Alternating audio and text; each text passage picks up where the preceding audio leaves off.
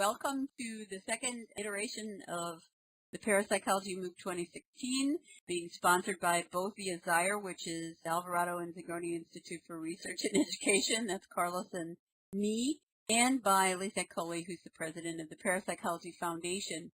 And it's a joint effort of all of us. So as you are looking at this, what you're seeing are all of the speakers that will be with us throughout the month, as well as our organizational team down here, and one or two of these folks will probably be in every of the classes, and us too.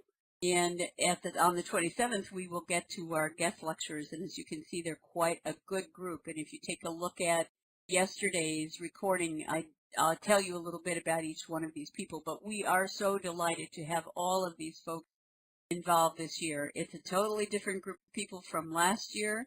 Everybody has some very interesting things to say. We tried to work in the most requested topics from last year's class, and so we hope we've crafted a class that you'll really enjoy.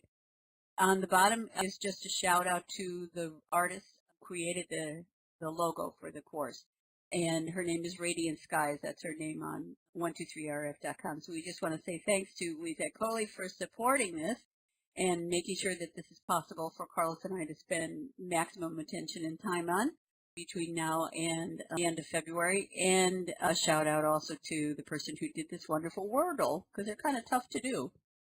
I'm going to go now and introduce this guy who's sitting way over there in the front room.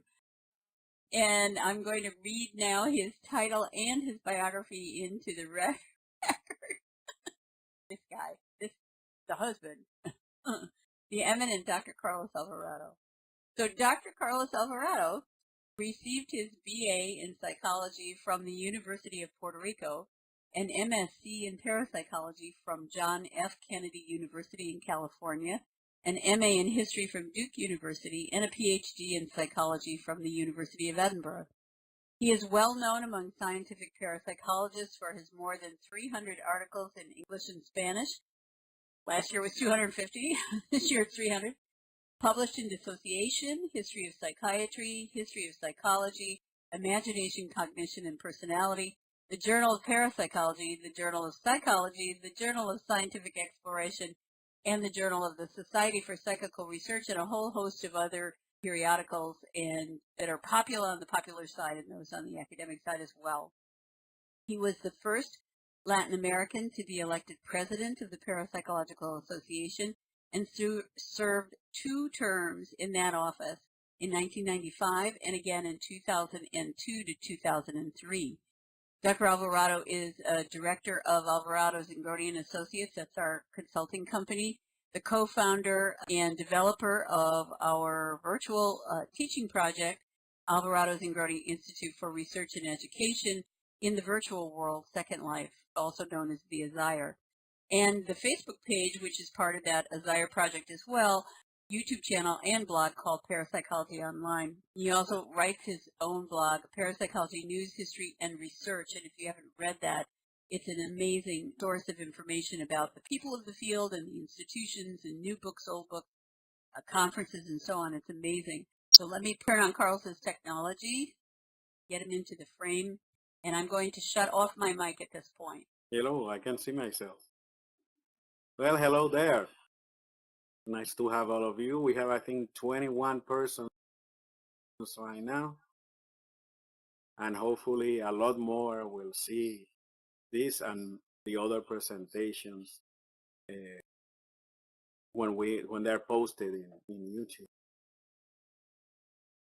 So as you can see in this slide, what I will be talking about today is an introduction to the scientific study of psychic phenomena. It's a very basic introduction. It's designed just to present some general issues in the field, issues that you should know that are relevant to understand a lot of the lectures that you will be hearing later in the course. So I will be talking a lot about methodology, approaches, and similar things. This is the general outline. I'm going to start with some basic definitions, areas, and a very, very brief history of the field, something about the phenomena, which is the subject matter that parapsychologists study, methodology, approaches, and finally some comments about the importance field. A lot of these things vary depending on the different approaches and training of the people that are involved in the field. So it is very difficult to find a lot of standardization in many of these things. But there's some general issues that everyone in the field can share. Let me start with definitions. And this is one of those topics that are very ambiguous because there is no generally accepted definition as such. Everyone agrees that parapsychology is the scientific and scholarly study of psychic phenomena, but the definitions vary across time periods and particularly are affected by different approaches and theoretical perspectives. So as you can see in this slide, some of the definitions that I have collected vary according to different issues. So the first one basically emphasizes the issue of variety of explanations. The author, Roberta Madu, writing in 1954, so it's not a current definition, says the discipline which strives to explain apparently aberrant phenomena in terms of science, be this through fraud, illusion, or by the use of a classic or new psychological function. That's very different from the next definition that comes from J.B. Ryan and J.G. Pratt, also from the 50s, but still very influential today, that is based on the idea of non-physicality, that the phenomena of parapsychology basically illustrate the existence of a non-physical principle in human beings that produces the phenomena such as ESP and other phenomena that I will mention later. That, of course, is for some people, that is a really big assumption because there are people in the field that are not believers in the non-physicality idea. Others are. But you can see that there is a problem there. If you do not accept that idea, then that definition is nonsense. And that's what I mean that about the problems of definitions based on theoretical concepts. Other people have more wider definitions. In the textbook An Introduction to Parapsychology, Harvey Ewing and Caroline Watt present their own definition that you can read in this slide. And the basic idea there is that we are dealing with phenomena that are outside of accepted boundaries. And the issue of accepted boundaries refers to official science. You know, what the textbooks of psychology and other areas say about the human mind, human behavior, how we interact with the environment. There are certain accepted boundaries, such as that we generally do not get information except via our known senses. You know, things such as seeing or hearing. And of course, the phenomenon of ESP enlarges that kind of definition. So that is what they mean by outside of accepted boundaries. And so as you can see, the definitions vary, and I cannot give you a very specific one.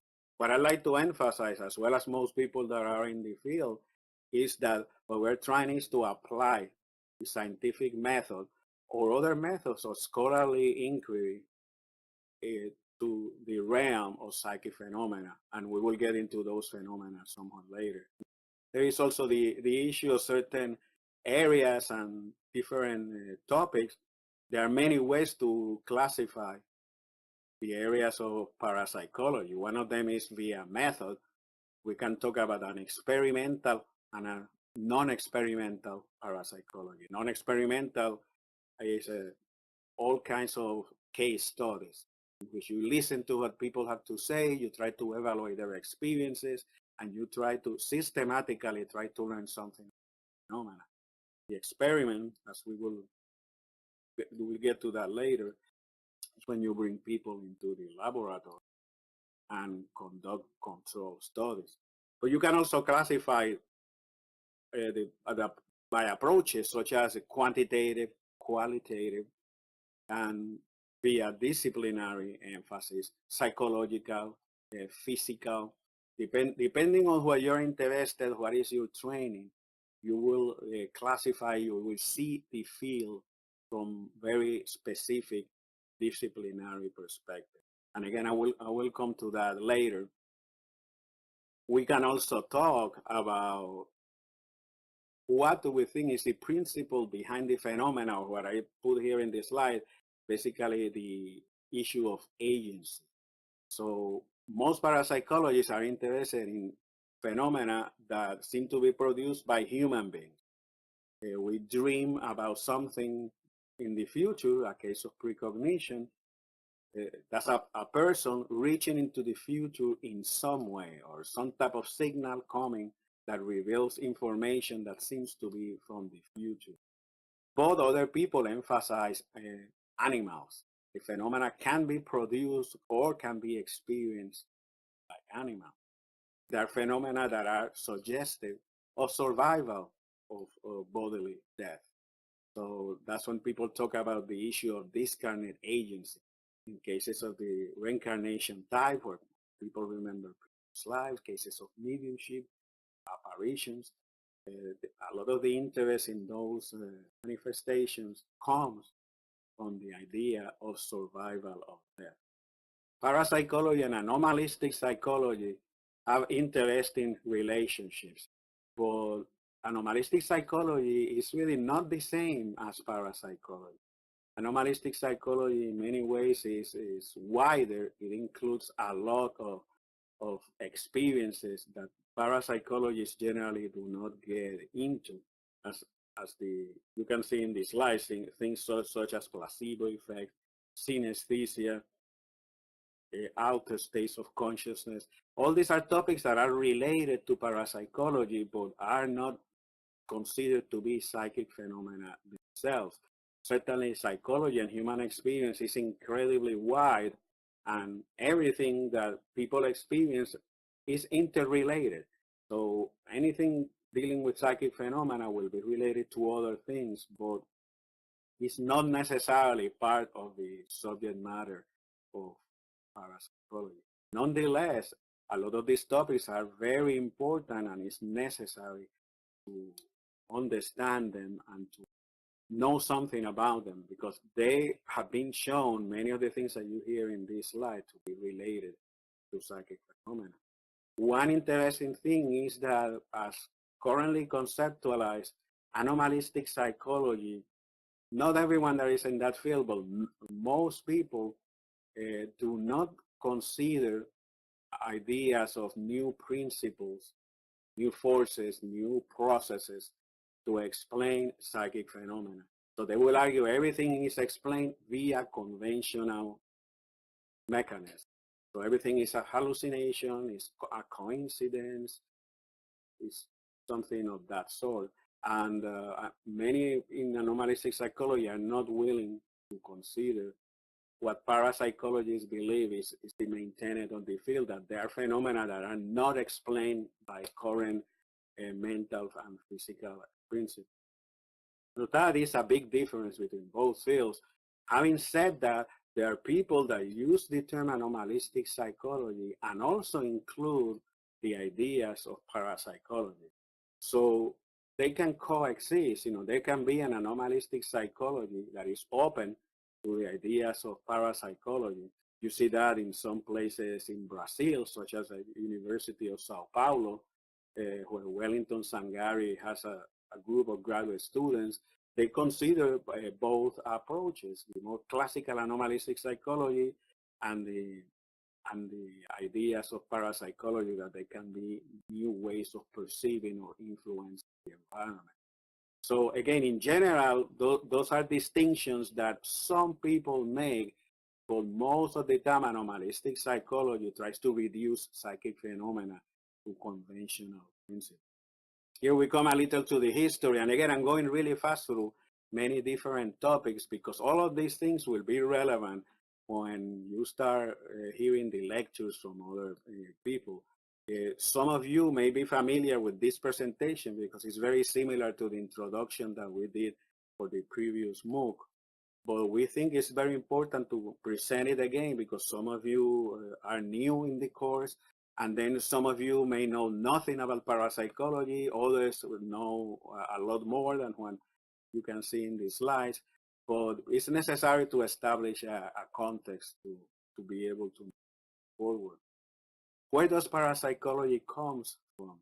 Well, as you can see in this slide, I have modern parapsychology at the very end, and before it, there are a lot of events and also movements that come from antiquity. As you know, psychic phenomena have been reported since ancient times. Most of the sacred texts of all traditions have accounts of this phenomena. And as time moves, different movements, different interests develop, centered around the psychic phenomena. So in the 18th century and late 19th century also, the movement of mesmerism develops in Europe, which is the idea that there is a universal force that when it's harnessed, it can be used to induce trance, induce healing, and is related to other forms of psychic phenomena such as vision at a distance. People will fall into trance after being magnetized using this supposed energy, and they will describe what was happening in distant places. There are many, many records. Particularly strong was the French tradition, where a lot of people interested in these things, but you find the same interest in Italy, in Germany, and the United States, and in many other countries, particularly Western countries. So that's an era that, because of interest in those practices of magnetism, a lot of manifestations are reported and a lot of people start making systematic observations. A similar thing happens later with the movement of spiritualism that starts in the middle of the 19th century, which was the revival basically of the ancient idea that it was possible to communicate with the dead, and that there were some people that were sensitive influences from the dead, so such as the so-called mediums, and they start producing a lot of phenomena. This developed into a really big social movement. But for our purposes, the important thing is that it's a movement that emphasizes the empirical observation of all these unusual physical mental phenomena and their investigation and putting them on record. That comes into the 19th century in the movement of psychical research, which is basically the beginnings of parapsychology, in which people start conducting experiments, doing all kinds of case studies, doing studies with mediums. That is the beginnings of parapsychology that, as time goes by, becomes more and more entrenched into academia and especially into laboratory type studies. That's a very, very wide overview of the field. Certainly each of these movements has hundreds, if not thousands, of little details and different ideas that sometimes contradicted each other. But what I want to convey here is just the concept that what we call parapsychology today is a very long tradition embedded in different traditions, different systems of thought, and a lot of observations and recording of phenomena, some of them in religious traditions, in the so-called miracles. But there is a long history behind this phenomena. That's a whole, unfortunately, I cannot put too much time on the history of the field. That's a whole different presentation, and it's a fascinating one because in many ways, a lot of these developments are they're very colorful, they're very interesting. And contrary to what I think some people believe, there is very good evidence coming from the old days for all kinds of manifestations. But for now, I just want you to get the idea that you can see here in this slide, that there are many previous traditions that have supported this belief and have also emphasized the importance of empirical observations, which is the main tenet of parapsychology. Now we're going to get a little into what is that parapsychology studies. Certainly there are many fascinating phenomena. Two main areas or two main phenomena are what we call extrasensory perception and psychokinesis. In extrasensory perception, the idea is that the person acquires information about something. We talk about telepathy when what the person perceives seems to be the thoughts or emotion or the mental content of the experience of someone, usually at a distance. Clairvoyance, where the information you get seems to be like an objective event. You see something falling, you see a fire at a distance, you see an event. Precognition, when you are receiving some images or thoughts that later turn out to be true about the future. So a common one is dreams. People dream about something, some type of disaster, a car crash, someone's death, or some other event, and the thing happens later. But the whole idea is that the future is perceived in some way in the present. Again, in theory, it's easy to talk about these things, telepathy, clairvoyance, precognition, but it is sometimes very hard to distinguish them because you sometimes can never be sure, when you have an experience, if you are getting someone else's thoughts or you are perceiving something directly, for example. And it is very hard to say that a case was of one or the other type.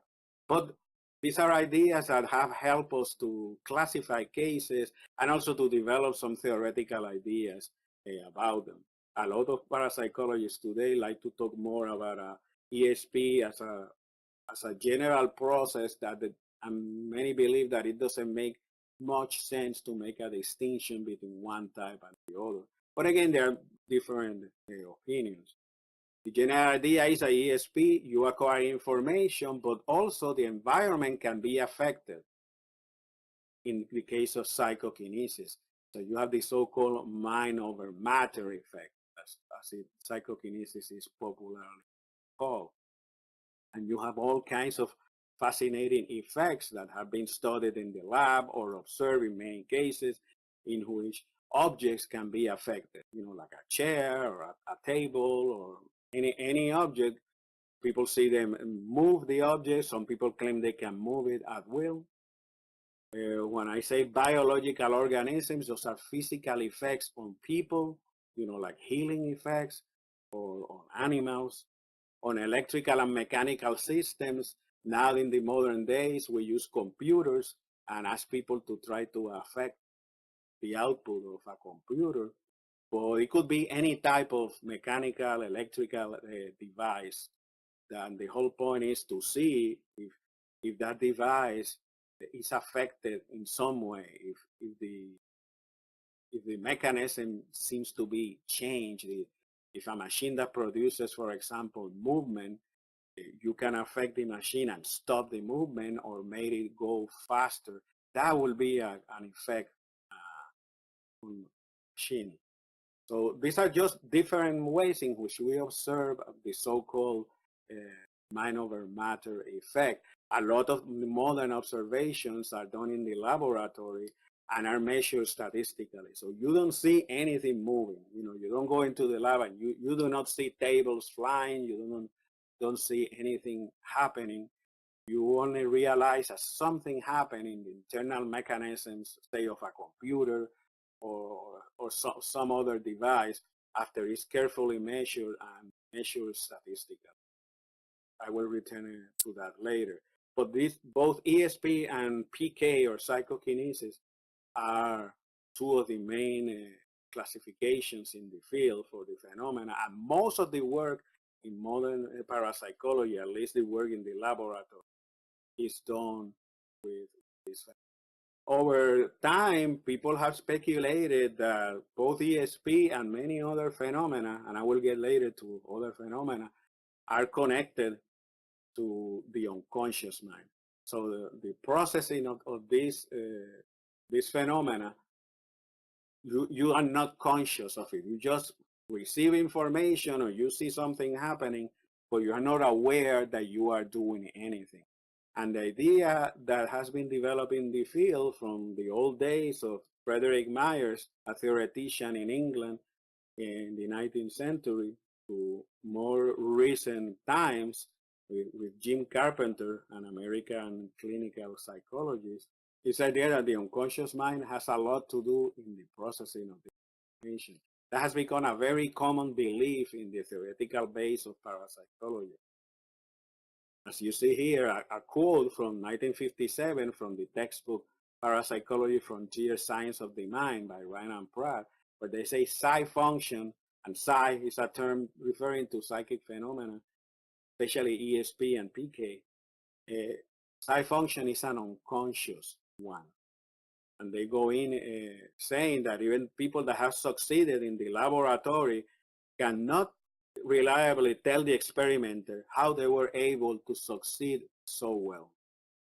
So something happens, but people are not aware of the phenomena. Again, this can vary. There can be some people that have more control or more awareness than others and the light, but in general, most people really cannot say, what is happening. They just have the experience, and they will tell others or act on the basis of their phenomena. Then there is the issue of how are these phenomena expressed? As I said, things like ESP, people just have the experience, but there are many ways in which that experience happens. And once it happens, of course, you can analyze it, you can dwell on it. And different people have refers to these as forms of manifestations of ESP, or the vehicles in which ESP manifests. The whole idea is that the unconscious mind receives this information and makes it conscious to you via such things as dreams or intuitions and hallucinations. I present here some stats collected by Loisa Rhine in a paper published in 1962. He had over 7,000 cases of different forms of ESP.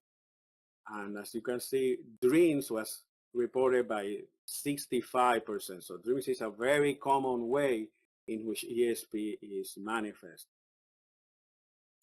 She also found that there were many cases in which information was incomplete, in that you will get some types of feeling that there was something wrong, but you did not know who was suffering from some particular problem, or you didn't know what was happening.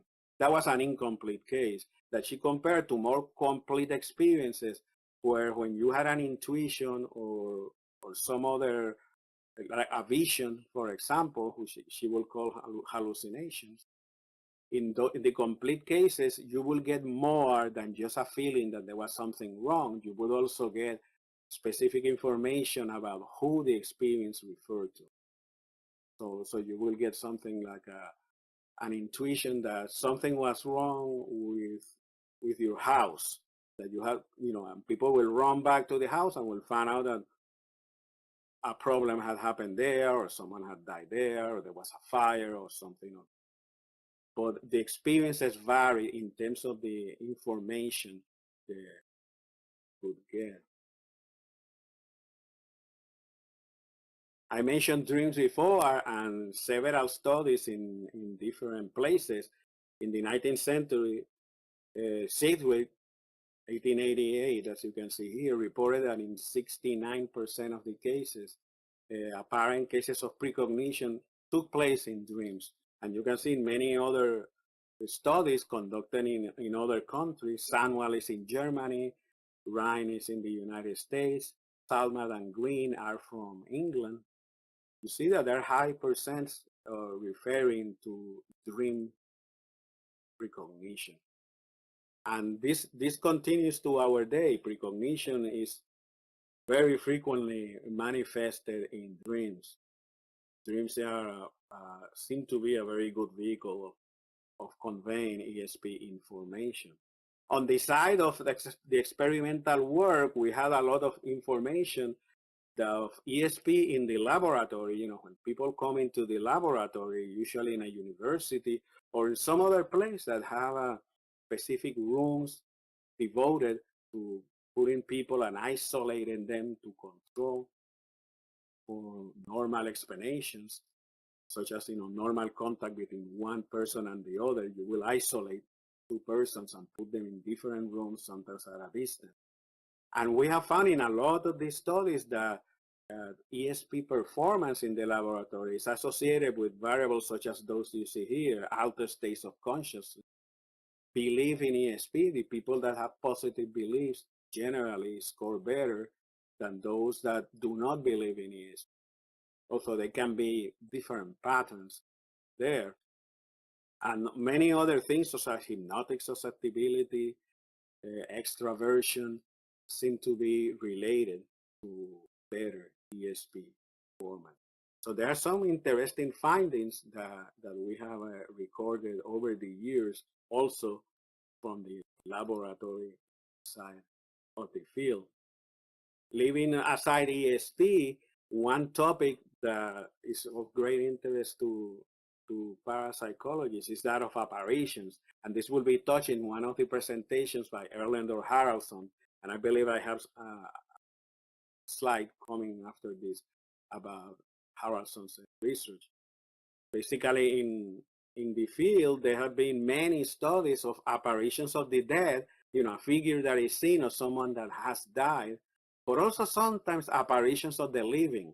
Those are not widely studied today, but in the old days, especially in the 19th century, there was a lot of interest in recording apparitions of the living, in which a person will look up and see the image of someone. Sometimes they will only hear them, or they will hear and see them at the same time, and then they find out that that person was not dead, but usually was going through some type of problem. Those were the so-called crisis apparition, where someone was very ill or was dying at the moment that they were seen at a distance. But as you can see in this slide, there are other forms of apparitions of the living as well, which suggest some type of psychic functioning at a distance, via ESP or in some other way that we don't understand. This is the slide about Haraldsson that I mentioned. Again, I will remind you that he has a presentation about his studies of apparitions of the dead in Iceland. And this is an example of someone that has collected a lot of cases, has interviewed a lot of individuals, and has tried to establish patterns in the phenomena. So here, for example, he found out that of the people that were seeing, that the vision itself, 28% of those people had died in a violent way, which is much higher than that's what you find in the general population of Iceland in terms of violent death. That's just one of his findings.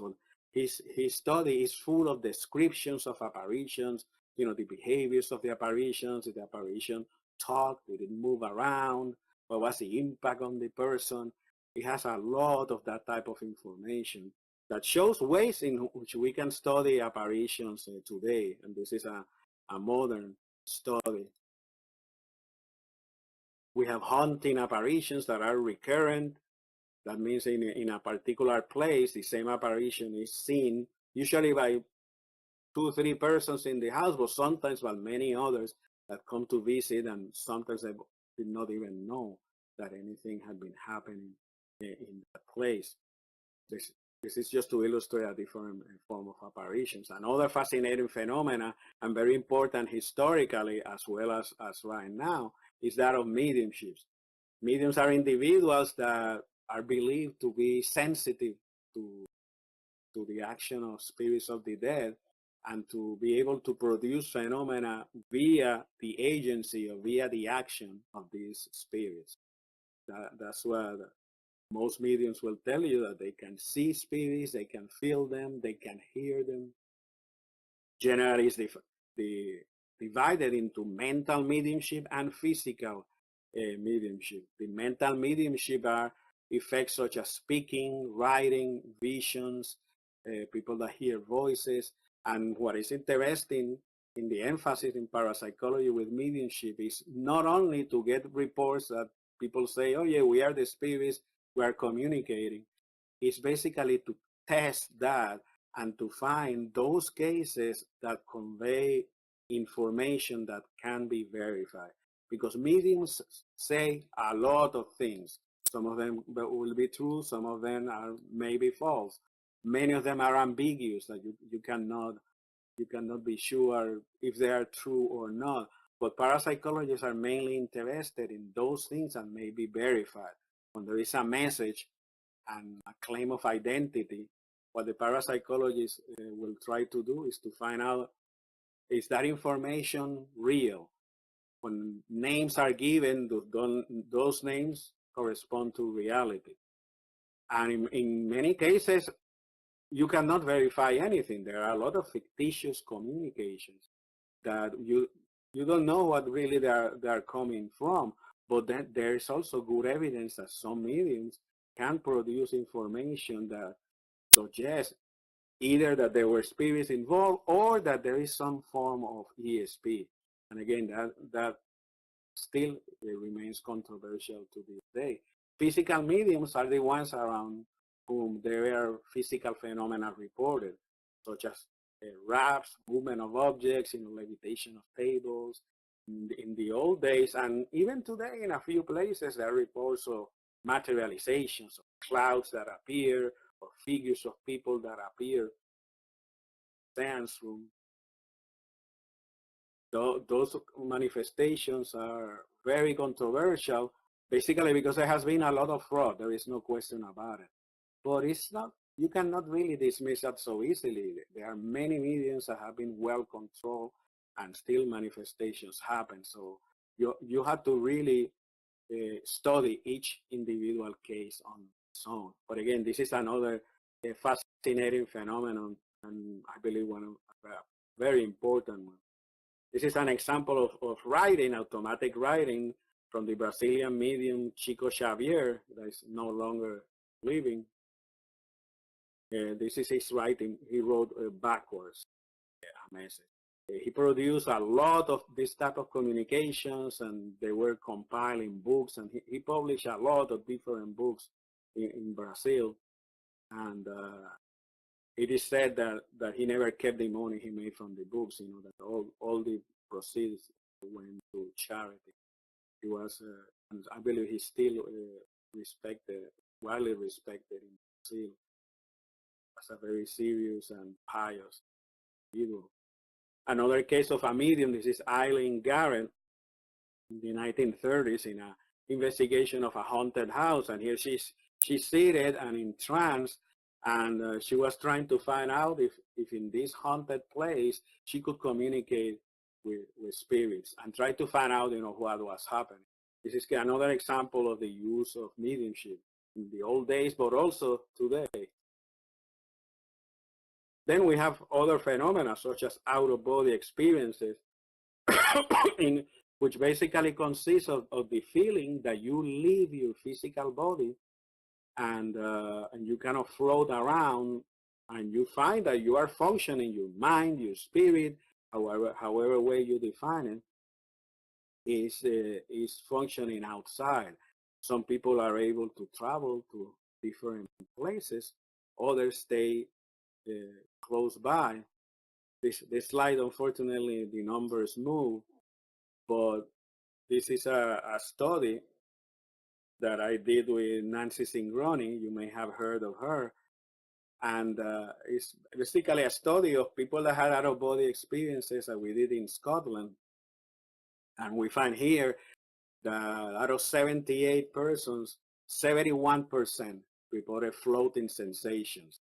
69% stayed in the usual surroundings. 65% saw their physical body. And seeing the physical body is a very important aspect of the out-of-body experience, that's the way in which a lot of people realize that they are out of their body, because sometimes they may feel floating sensations, but they didn't know what's happening. But sometimes they don't feel anything. They're just out there. And when they look around, they see themselves sitting or lying down. And then they say, wow, I'm not in my body. What's happening? And then they realize that they're having this experience. And as you can see, there are many other features of the experience. Some of them can get very exotic and fascinating. We also deal with poltergeists, which are in houses, in places. These are spontaneous physical manifestations around a person. So you are in your house and all of a sudden you hear raps or sounds on a wall. But this happens repeatedly, up to the point that they become a nuisance and a problem. And that's why usually a family will call investigators to try to find some help. This is a study that William Rowe did of published cases. He did this in 1977. And he got 116 cases that had been published in the literature. Basically, he found that the most frequent thing reported in these cases were movement of objects, 91%. A lot of these things center around one particular individual. Many times it's a young person, an adolescent. And so the investigation basically centers in observing the person and trying to control the environment to see, to check that the movement of objects or the other phenomena reported are not produced either by fraud or via normal explanation. You know, sometimes there may be a plumbing problem that produces a sound in the house, something like that. Because that's very simplistic for many of the best cases where investigation really, I think, has shown that you really cannot explain things normally in cases. Because as you can see, there are sounds, apparitions, even voices are heard, temperature changes, fires. Some of the things like fires or writing, this is writing that can appear in a wall or in some other surface. They are very low in percent, 3 and 2%, as compared to the sounds and to the movement of objects.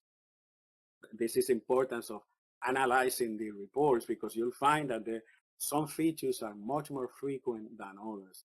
And that's very helpful in observing future cases and eventually in trying to develop a theory to explain them. There are reports of auras or luminous fields or some types of energy manifestations around people that may look like a halo, like flashes of light and the light. You can see this is a study that we conducted and found very interesting cases and tried to relate the fact that people were seeing auras with a psychological profile of the experience. Recollections of previous lives. Here comes the work of Ian Stevenson that is so important. In his cases, he basically was dealing with children that will say things. These are verbal statements that will correspond to the life of someone that had died. But they also show behaviors such as phobias or fears, likes and dislikes about particular things such as food or some special abilities.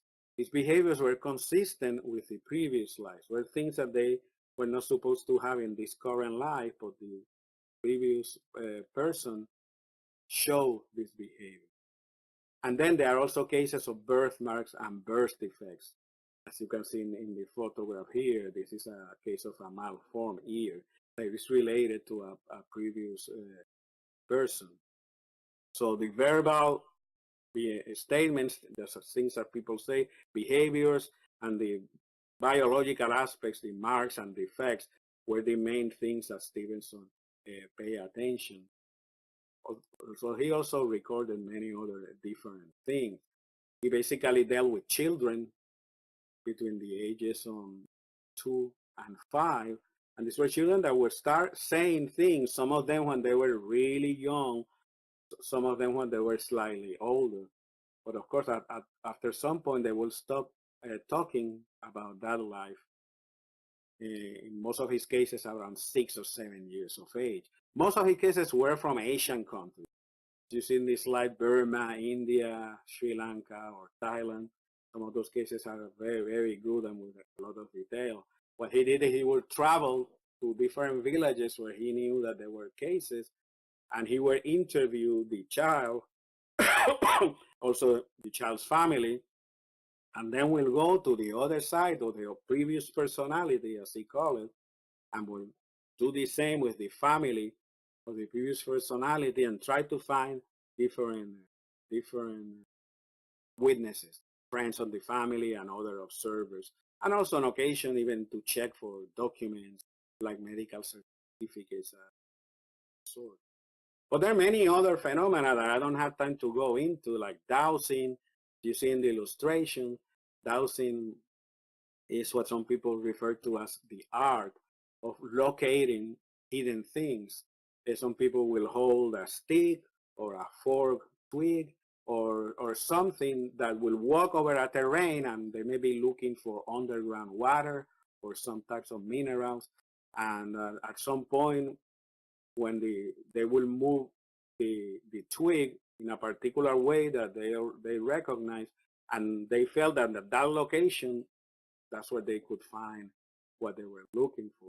And this has a very long history, and it has been successful in ways. But we have many accounts of things like healing, near-death experiences, photographic effects, and many other phenomena that are also part of parapsychology and can be studied in different ways. Fortunately, there's no time to get into any detail. One point that I like to make is that there are a lot of unexplained phenomena out there that are generally not considered part of parapsychology. So in the realm of psychology, things like hypnosis or dreams, for example, they are not considered to be parapsychological phenomena by most people, but they certainly are related to psychic experience. The report of strange creatures, such as Bigfoot, the Loch Ness creatures, and many others, they are also not part of parapsychology. I put the humorous example of Mr. Ed, which is in this photo that you see here, is this horse. This was a talking horse. This was a famous American television program in which featured a talking horse. And I have never heard of a talking horse, but if you could find one, it would, you could argue if that will be part of parapsychology or not. In general, any type of strange creatures has not been considered part of parapsychology. That doesn't mean that there are not relations with parapsychological phenomena. There certainly can be. The same with UFO. Seeing spaceships or abductions or things of that sort, that's not considered part of parapsychology, even though telepathy and many other psychic phenomena may be involved in the process. And the same things with some religious phenomena, with particular practices such as yoga or astrology. Again, there are differences of opinion. Some people would argue that religious phenomena are parapsychological phenomena, and that certainly is a possibility.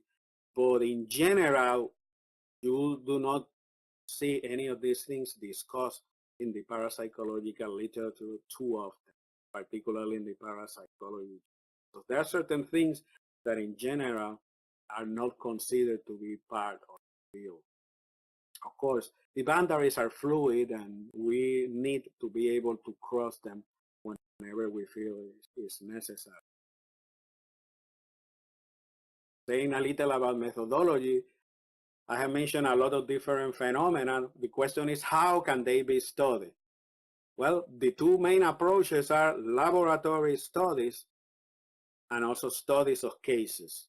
Then there are other approaches that you can also follow, but let me start with laboratory, the so-called correlational experiments. And by laboratory studies, I mean you bring people to a controlled environment that you have arranged to observe something, such as to test them for ESP.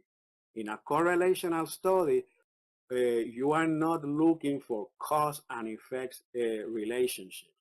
You are trying to see if, say, the ESP performance in the laboratory is related to some aspect that the people that are participating show. So if you ask all of them about their beliefs and attitudes, later you can relate what they told you about beliefs and attitudes to their ESP score. And you may find that those are more positive about the existence of ESP did better in this story. You did not manipulate anything. You just measured two things independently and then try to see if there was a relationship. In some cases, yeah, there was a relationship. In other cases, there was not. That's different from the true experiment in which, again, you bring people to the lab, but you try to manipulate something to see if what you are manipulating has an impact on the phenomena. So let's say you are testing for ESP, that will be your dependent variable, and you want to see the influence of drugs on ESP. That's what people will call an independent variable.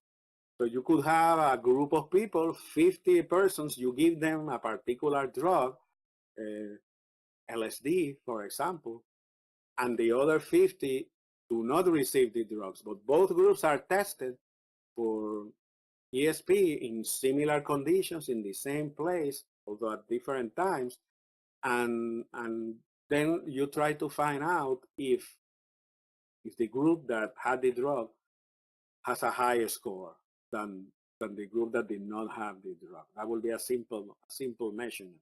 There are other measurements that you can do, but you are manipulating the drug. So you are giving it to some people and not to others, and then comparing them. That is an experiment that tries to manipulate the variables to see if there is a cause and effect relationship.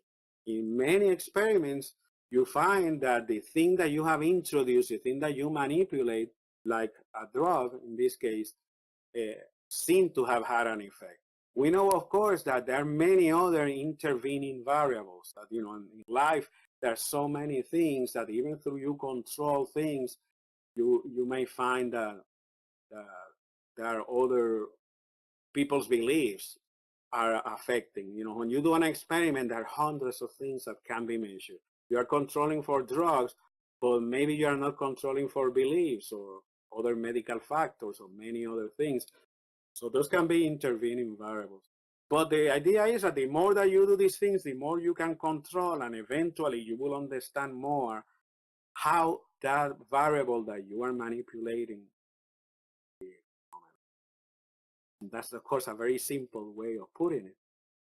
Other people decide, no, laboratory is not the way to go, so they collect cases. And they analyze hundreds of cases that they have collected. They put public calls for cases. They use published cases. And there are many ways of doing it. An example is this book by Ian Stevenson in 1970, Telepathic Impressions. He analyzed ESP cases, particularly cases of veridical experiences, but that had no images. People will get thoughts, but no images. Feelings, emotions, and other things, as you can see there. And he found out in analyzing his cases, he did an analysis of published cases, but also collected some new ones. And as you can see in this slide, he was able to establish certain findings, certain patterns. So the whole idea is you get a lot of cases, you try to see what you can learn from cases that happen in life. Other people study specific cases. They get one case and they analyze it. So a person that has precognitive dreams, you either analyze the different dreams that particular person had, or one particular dream. These are some examples or single case reports that have appeared in the literature. These cases are not so common in parapsychology. We tend now to concentrate on studies with many individuals, but this can be useful in different ways, and you can really find out many fascinating details about the way people experience their ESP impression. Surveys is another approach. A survey is when you approach a particular group, classroom students or members in a particular community, and you give them a questionnaire or interview them, but you ask them the same question to everyone. Here are some examples of studies that have been done like that.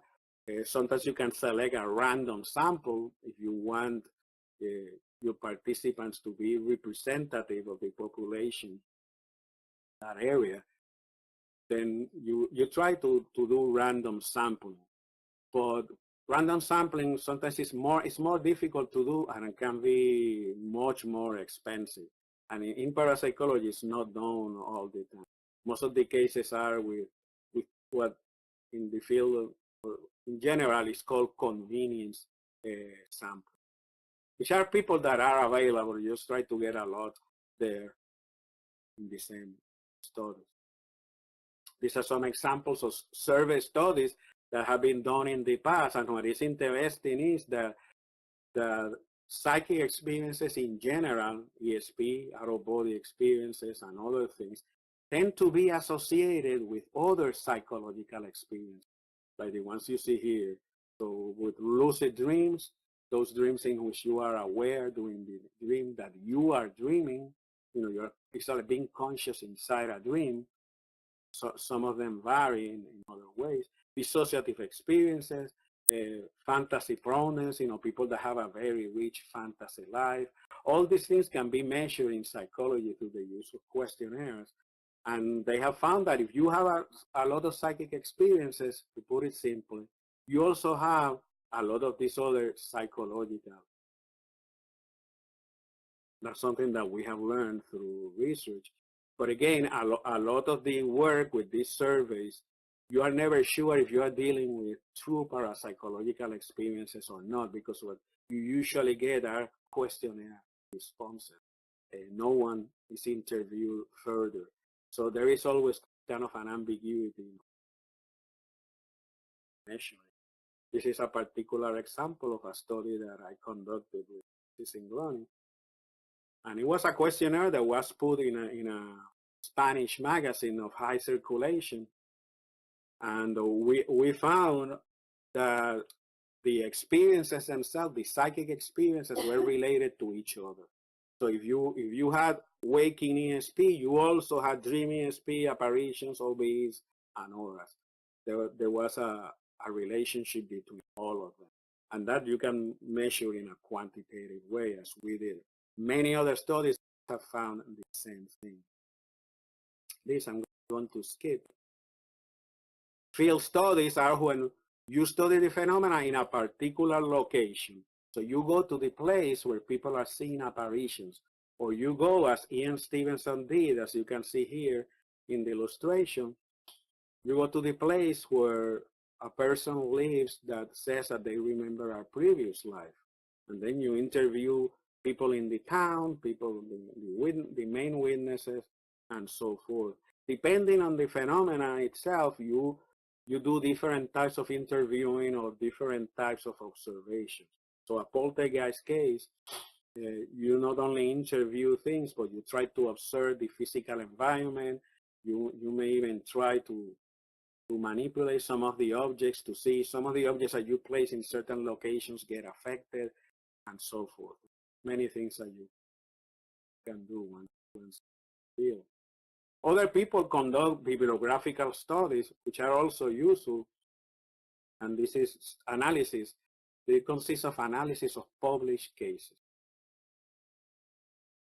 I mentioned before the William Ross analysis of poltergeist cases. This is a very good example in which he had, I believe, 116 cases, and then he reads the cases and It tries to classify them in terms of the type of manifestations, how long the case lasted, and things.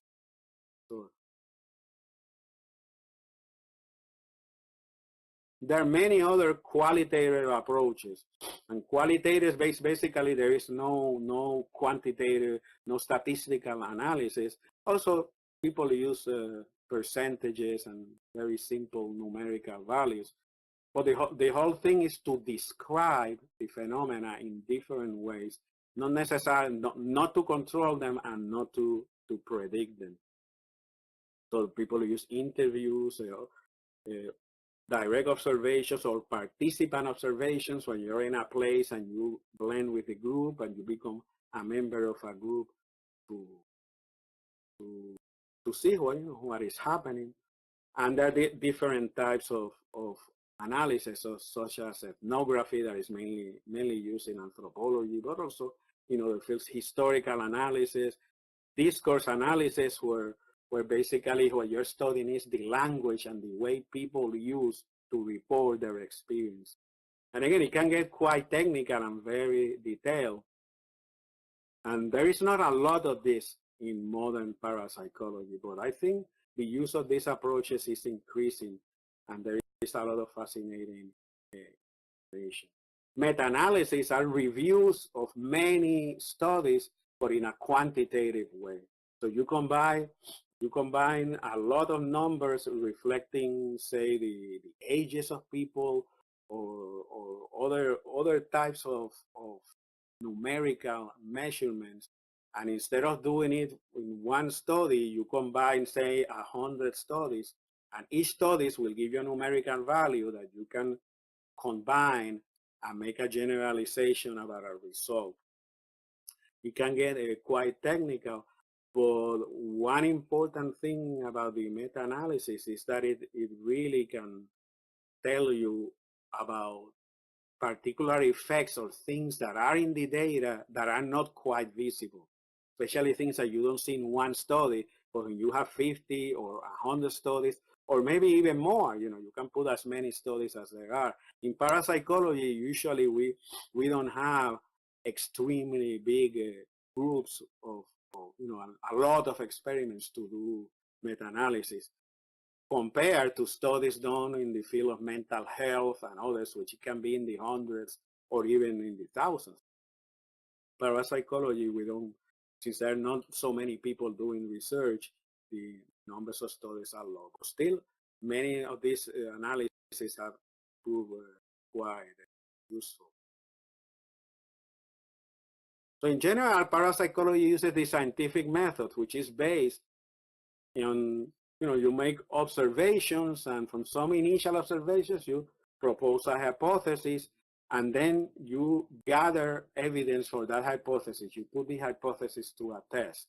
So you have made some observations that you think that most precognition cases appear in dreams.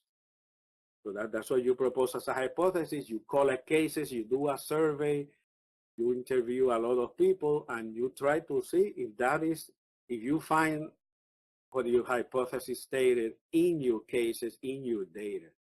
Then you accept or reject the hypothesis, and eventually, as information accumulates, we are maybe able to develop theories. Theory development is very difficult in parapsychology, and also there are several theories. Many of them are still lacking in empirical support, but that is changing. More people are doing more and more studies to validate or reject theories.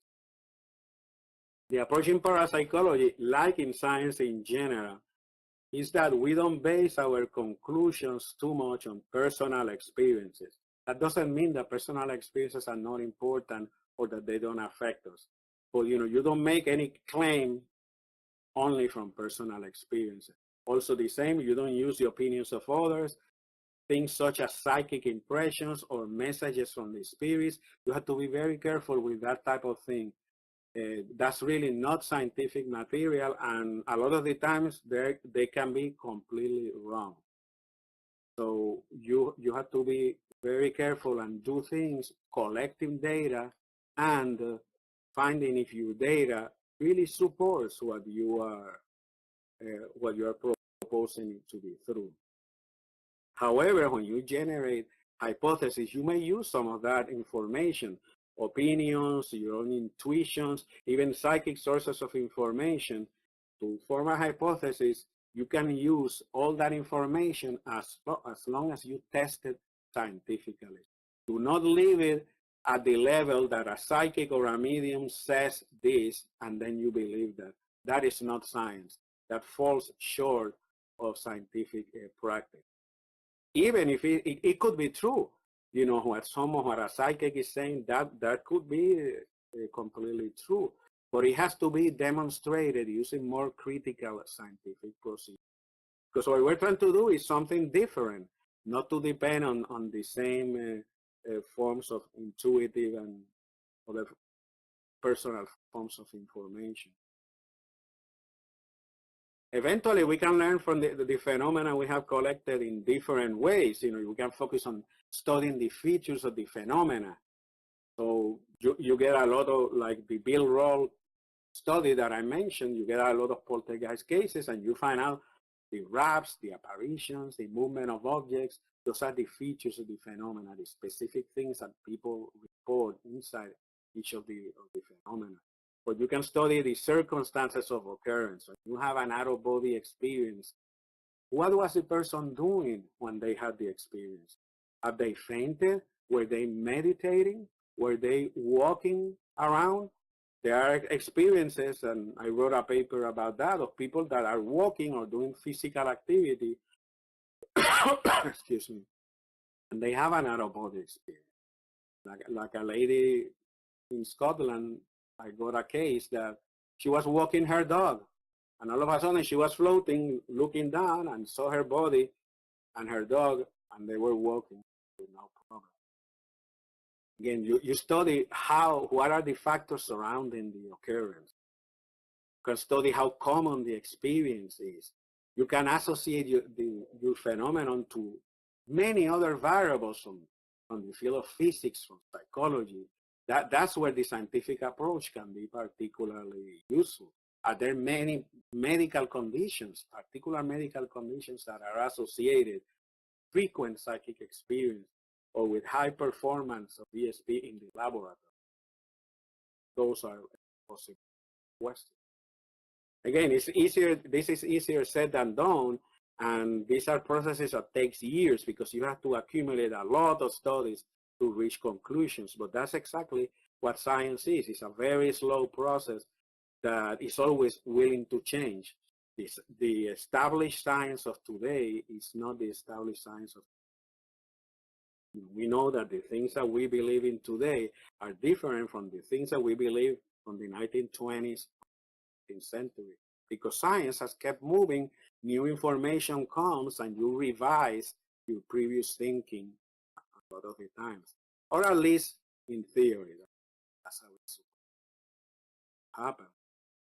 And of course, many conceptual approaches to parapsychology. Here, I would like to emphasize the disciplinary ones. You know, you can have psychological, physical, anthropological, medical views or emphasis of the phenomena coming from different fields. And the questions that those views or approaches will generate are different. So the medical approach will lead you to ask, are there particular medical conditions or physiological conditions that may be related to psychic phenomena?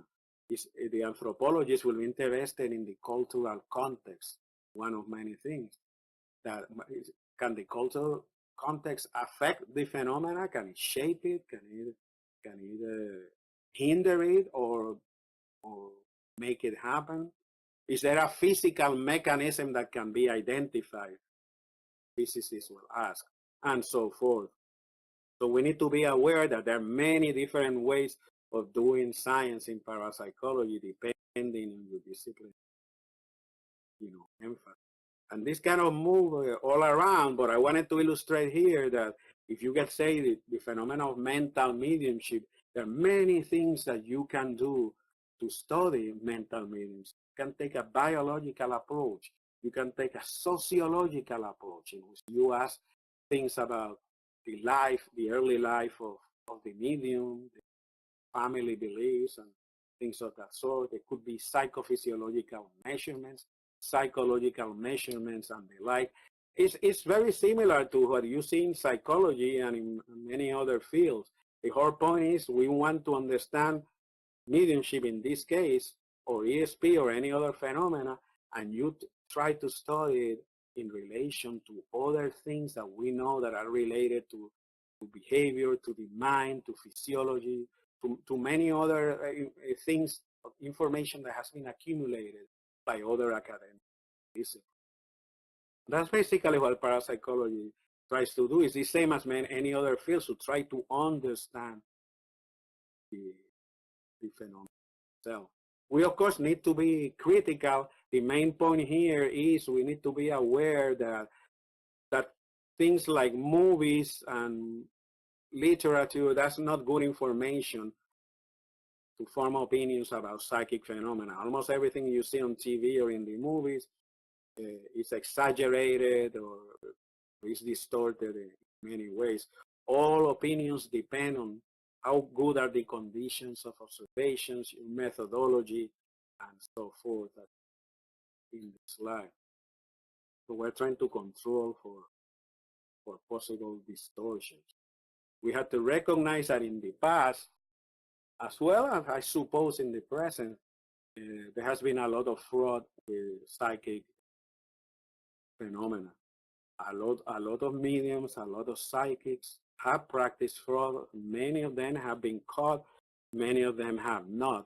The fact that there is fraud doesn't mean that everyone is fraudulent. So we have to be careful. The thing is, we need to be critical and study each case using the proper conditions before you make your decision. Do not assume that there is fraud if you don't have the information about it. That's also important to say. This is a case of fraud.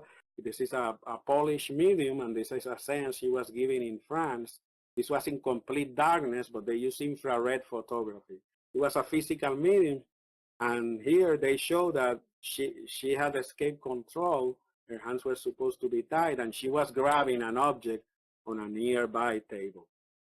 The people around were not able to see this because this was infrared photography in darkness. So this is just one example, out of many. This is another example of a benign fraud. This is basically a photograph of me in 2001, and someone basically used Photoshop to create an apparition of a well-known 19th century materialization on the right-hand side of the photo. Again, this was done as a joke, but the point is that many photographic effects, since we have the technology to do that today, almost anyone can create something like this. We need to be critical. If we are going to study a phenomenon like psychic photography, we need to have control of the camera, control of the environment, and it can be done. And there are many effects that are not explained by simple tricks as this. The question is, we need to be aware.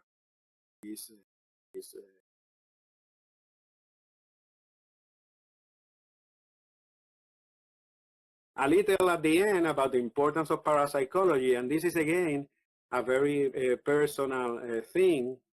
I tend to see parapsychology as a way of helping us to understand better how complex the mind is and the operations of the mind. We can learn about new mechanisms not accepted by science currently. Again, we have not been able to identify these mechanisms in any detail up to that now, but that doesn't mean that that's going to be the situation all the time.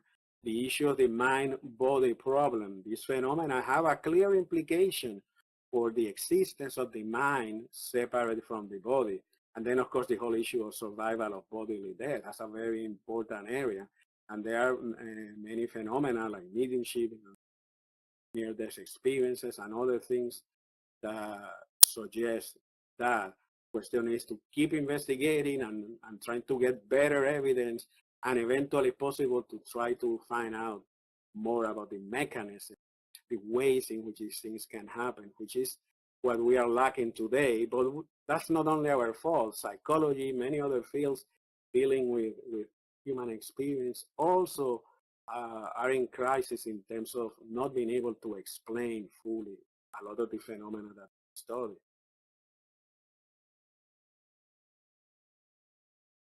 We learn a lot about the variety of human experiences.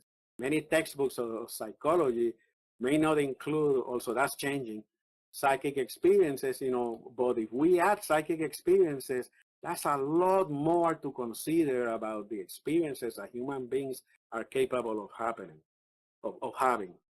And that's, I think, one of the issues in which parapsychology can help the behavioral sciences.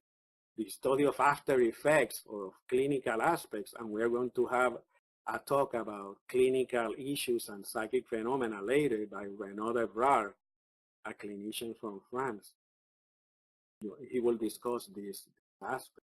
I think we can also fight superstition, and we can evaluate a lot of popular claims via parapsychology. A lot of the findings, I think, can tell us what may be true and what is not.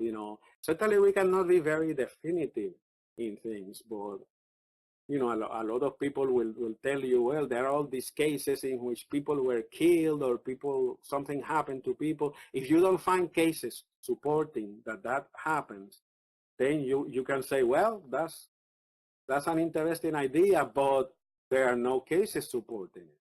And the more we accumulate cases, the more we analyze our beliefs and practices based on those ideas, then we can evaluate them more critically. We can discard maybe some things that are not true, or the opposite. We can say, well, these things used to be considered superstition, but look, there is evidence that these things happen. And one is the study of apparitions. A lot of people want to say, that's just imagination, but many cases of apparitions show evidence that there is information that the person gets when they see the apparition. That can be checked out later. So that's something that may be used to validate that there is something there really happening. And I'm sure you can think of a lot of other examples, healing practices, for example. That will be a very important one because it's very practical and people's well-being may depend on some of these practices. Basically, that's what I wanted to present. As you can see, I have basically been jumping from one topic to the other. It is a lot to cover in one presentation, but I think it's important to provide a background for the things to come.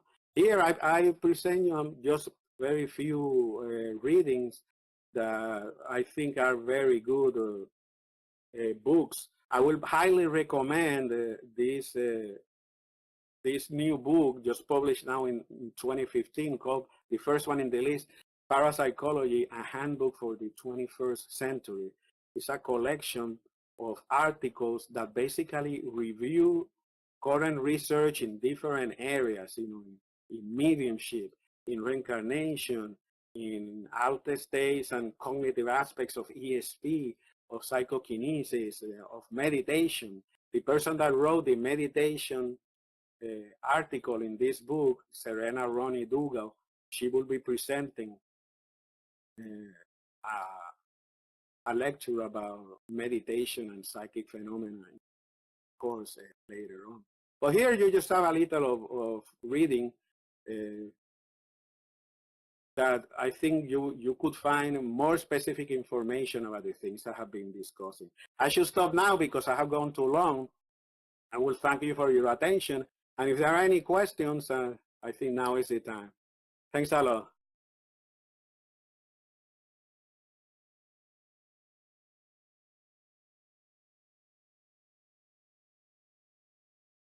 Yeah, many of these issues will be coming back in the future lecture. I'm sure you will be aware of that as you hear other speakers. And feel free, you know, as you hear other speakers, to ask again about some of these issues.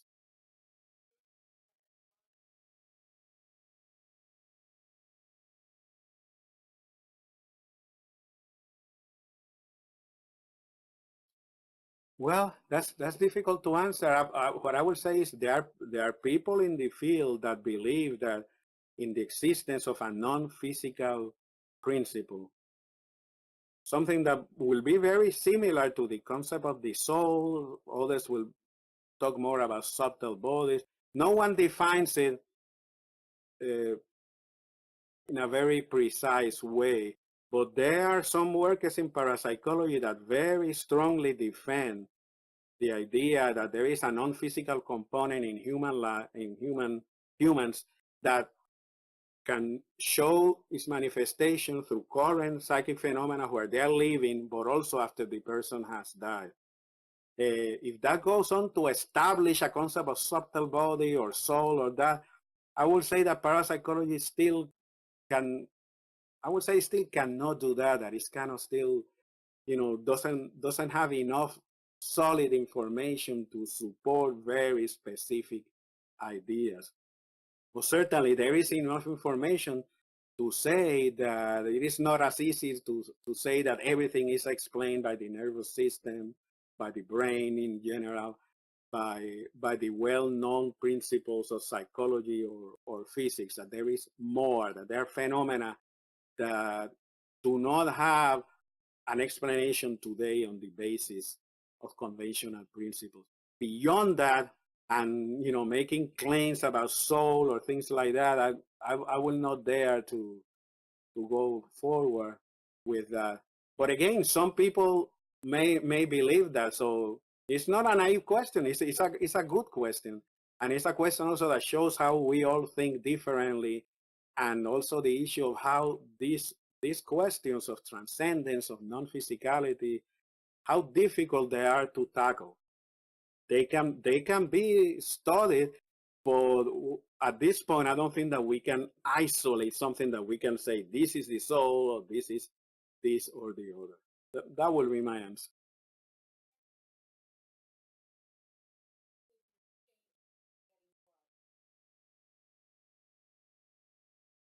Not particularly. Well, what I was saying was that just using the example of the manipulation of a variable, which is basically that one group gets a drug, another group doesn't get it, and then you try to see their performance is different. Certainly, you can make the experiment much more complex, and you can manipulate the dosage of the drugs, or in most of the cases, we're dealing with, you know, one person that gets the drug one time. It's not a person that is getting repeated uses of the drug. But I don't understand exactly what the question is. So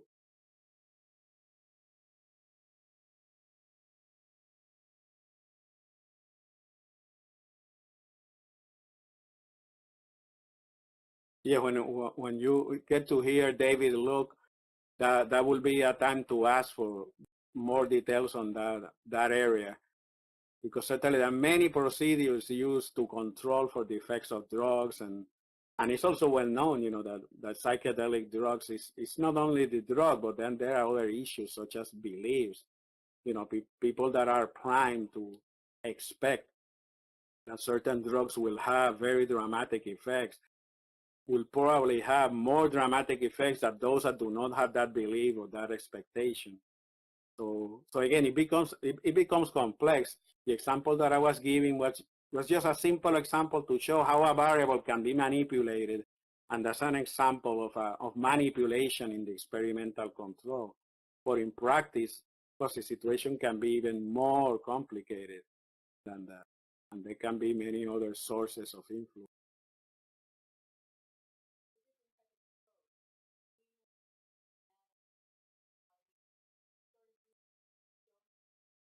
Well, certainly there are many analyses that can be done with material that is not evidential by itself. And by evidential, I mean, you know, experiences that can be checked. Like say, if you have a dream and you give the account of the dream will be evidential if you can find out that you can corroborate an aspect of the dream. In the case of other experiences, seeing apparitions, the things that mediums said, some things may be corroborated, but there is a lot that cannot be corroborated. Say, mediums describe a lot of, they give you a lot of information about the afterlife, you know, how is how do people interact in the other world, what are the places that you go, and so forth. That also happens a lot in near-death experience, out-of-body experiences, you know. A lot of the inner aspects of the experience you cannot really corroborate in any objective way. That doesn't mean that you cannot study them. Excuse me, I think I'm starting to lose my voice. You can analyze the content of any type of experience and find out commonalities or exceptions, or even create typologies and classifications of the type of things people experience.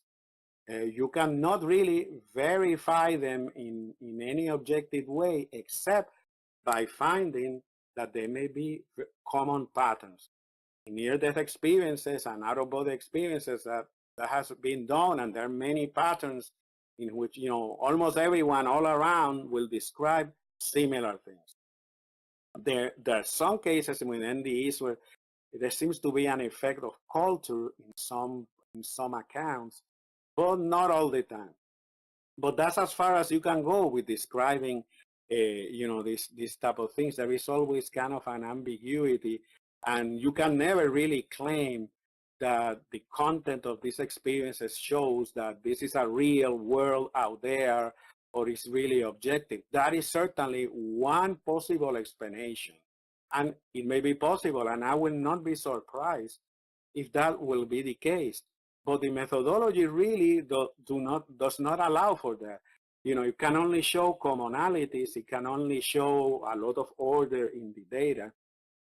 And beyond that, it has to be your interpretation. But we have to be very careful about it, because there are many times that claims are made about patterns and things, and sometimes those things are pure illusions. I analyzed, for example, some of the work of Robert Krukel. Robert Krukel was a geologist, and when he retired from geology, he devoted himself to study out-of-body experience. And he has many books in which he makes many claims that are fascinating.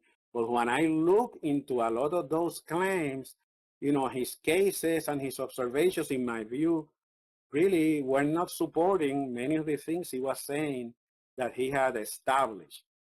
So that's something to see. A lot of people say, oh yeah, most cases show this, but a lot of people do not take care to define what do we mean by most cases.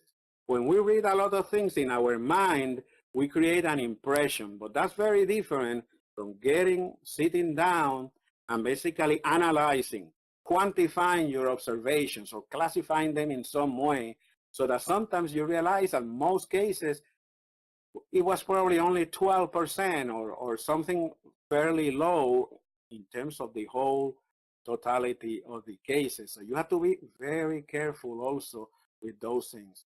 My point is, it can go both ways. It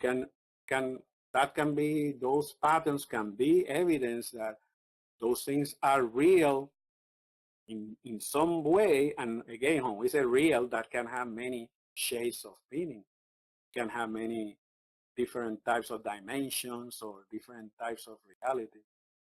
Or it could go the other way. The material may not support it at all.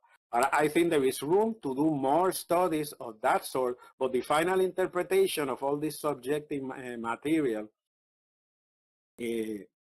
remains, in my mind, ambiguous, and usually is colored by our beliefs and our expectations. Again, that's not completely bad, and it's not completely unusual, because science, although it pretends that it's very objective, at the end of the day, the actual interpretation of a lot of our findings is very personal.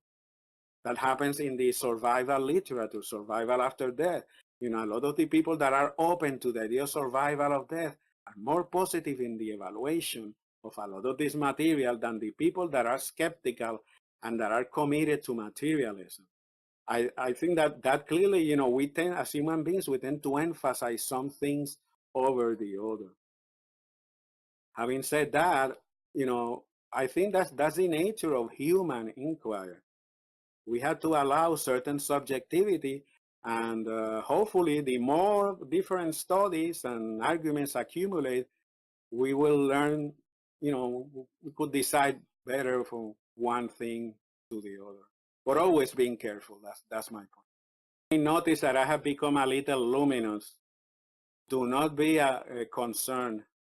It's that the sun is coming through the window and it's hitting my face. It's not my aura. Well, thanks a lot. These questions are really good, and it always generates more, you know, more interesting ideas, and more brings home the whole thing of how subjective the whole enterprise is, and that we need to consider.